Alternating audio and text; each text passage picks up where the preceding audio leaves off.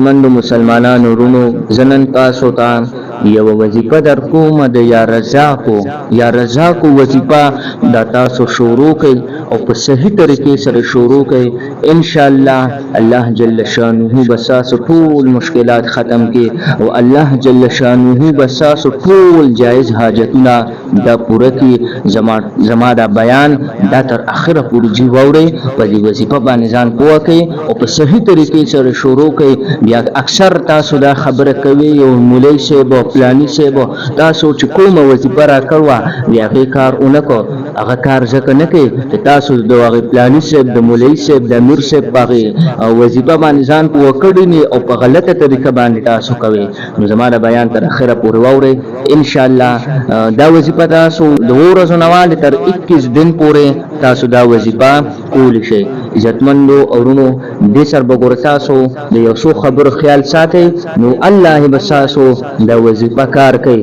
پنځه وخت موږ بکوي پابندای سره او دې سره یو سپاره نیمه سپاره تلاوت کوي او ذکر اسکار خپل کوي وظیفه به سره کوي. جی د غیبت نه ځان ساتي د دروغ نه ځان ساتي د حرام خوراک نه ځان ساتي. عزتمند ورونو حلال رزق با خوري رازو وظیفه طرف ته د ټول نمخ کې نبی عليه الصلاه والسلام باندې درود شریف وایي. اللهم صل على محمد وعلى ال محمد كما صليت على ابراهيم وعلى ال ابراهيم انك حميد مجيد. اللهم بارك على محمد وعلى ال محمد كما باركت على ابراهيم وعلى ال ابراهيم انك حميد مجيد.